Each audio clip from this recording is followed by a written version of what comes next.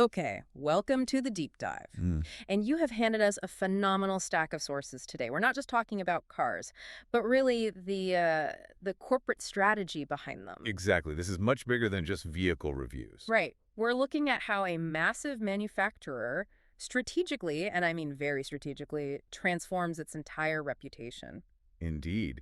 And our mission today is pretty clear. We're analyzing how Hyundai used its concept vehicles over the last decade as these really explicit strategic tools. To basically change their whole brand identity. Completely. Moving from a company known, for value and reliability to one that is now demanding to be seen as a global design and technology leader. So we're really tracking the brand's lineage here. These aren't just like wild sci-fi drawings. No, not at all. Our sources call them tangible manifestos, which I think is the perfect term. It is. We're tracing this evolution from the Ionic way back in 2012 all the way up to this really game-changing creator concept from 2025. And the story here is one of really methodical development. First, they built these foundational pillars. Okay. Then they created a unified design philosophy to tie it all together.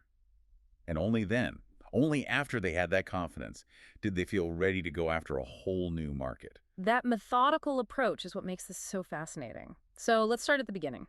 The foundational era, say 2012 to 2017. Right, this is when they were building the components, the architectural pieces. Creating distinct design cues and proving their tech commitments to the world. They absolutely had to move beyond just generic, anonymous styling. You can't be a design leader if nobody knows what your car is. And that's where the 2012 Ionic concept comes in. Exactly. Aesthetically, it gave us the cascading grille. Which was the first real signature design element for them in the modern era. It was a huge step away from bland and toward bold. And technologically, that concept was, it was profound. Our sources say it was the direct forefather of the production INIQ. And that production car was a massive statement. The world's first car with 3 different electrified powertrains. Right. Hybrid, plug-in hybrid, and a full EV. Think about the message that sent. It wasn't we're dabbling in electric tech. It was we're building our entire future around it. A declaration of intent. So they've established electrification as a pillar. What was next? The SUV market. It was just exploding globally. So pillar 2. Pillar 2 arrived in 2014 with the Intrado concept. And the name itself, Intrado, refers to the underside of an airplane wing. Which says a lot about the design focus. They were talking about aerodynamic efficiency and minimal detailing. In a segment that usually just favors big, boxy shapes, they were trying to inject sophistication where others were just building, heavy bricks. And that influence was pretty direct. Oh, immediate. Yeah. That design language directly shapes the look of the Hyundai Kona, their first subcompact SUV. Okay, so pillar 3, performance. They couldn't just be efficient and stylish. They needed some excitement. And this was arguably the riskiest move, the RN30 concept in 2016. Why the riskiest? Because performance cars carry so much weight for brand image. The RN30 was the tool they used to launch the N sub-brand, to give it instant credibility. And the design was meant to look like a race car you could actually buy. It gave us some very specific elements that went right into the production i30N. It did. The floating fenders, that triangular lighting. And the signature performance blue color. And crucially, the N mode button. That button was such a smart strategic choice. It was brilliant. It wasn't a gimmick. It was this literal piece of hardware that telegraphed seriousness to enthusiasts and said, this isn't just a commuter car with a spoiler. It has a legitimate dual personality. Okay, so we've got electrification, SUVs, and performance. That brings us to 2017 and the 4th pillar. Sustainability, but with a specific aesthetic.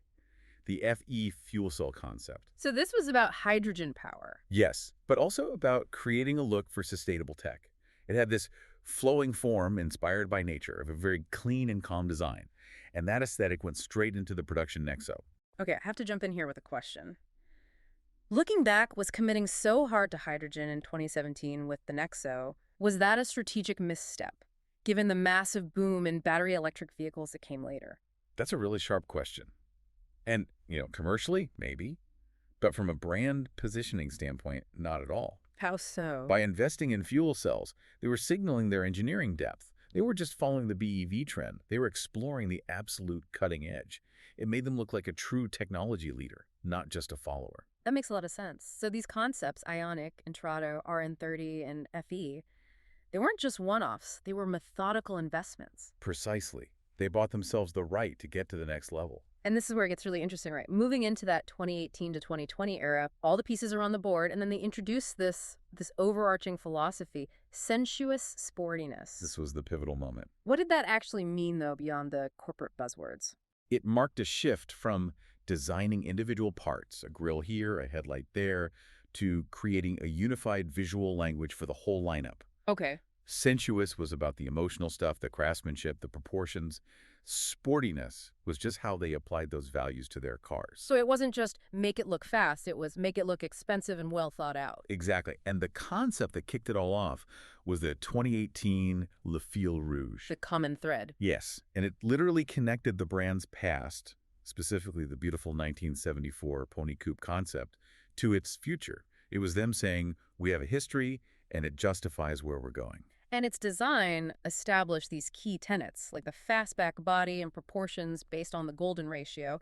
Why is that, the golden ratio, such a strategic move for a designer? Because it's a shortcut to looking premium. The golden ratio is rooted in classical art and architecture, so when you apply it, your design instantly signals things like beauty, stability, timelessness. It takes you out of the world of generic car styling and into, well, enduring design. That's it.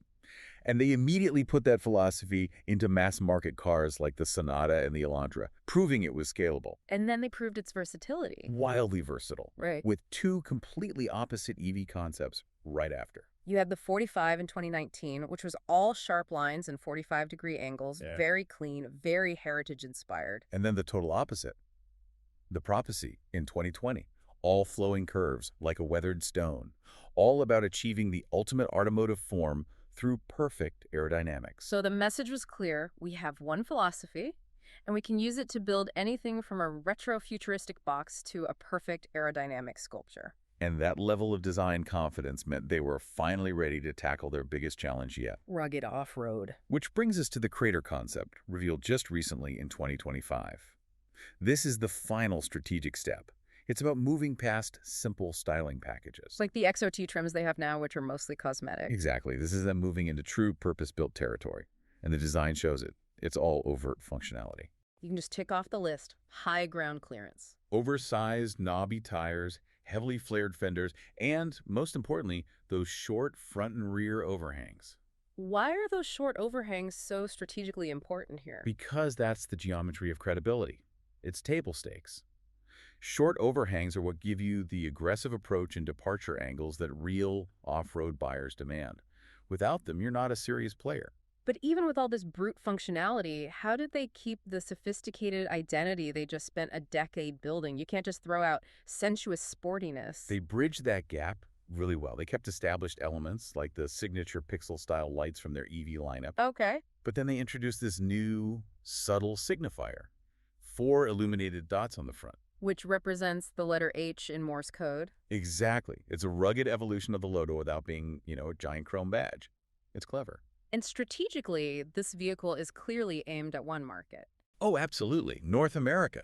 It was developed in California, inspired by their North American models, and it's positioned as a direct competitor to the Ford Bronco and Toyota Land Cruiser. The goal is simple then.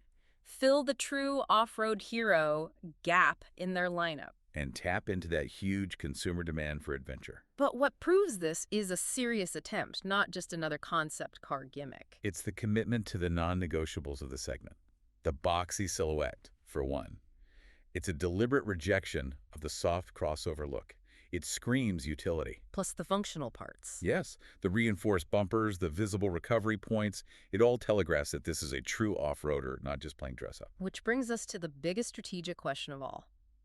The powertrain. The design cues are kind of conflicting. They are. The closed grille and the high-tech body strongly suggests it's an EV, which would fit perfectly with their corporate strategy. Right, leverage their strengths. That's the high-tech path. However, to actually compete head-to-head with a Bronco, on price, on usability, especially with range anxiety in the backcountry, a traditional combustion or hybrid powertrain is seen as the most likely path for the main launch. That choice is the most critical decision they have to make. So a hybrid challenges the incumbents on their own turf.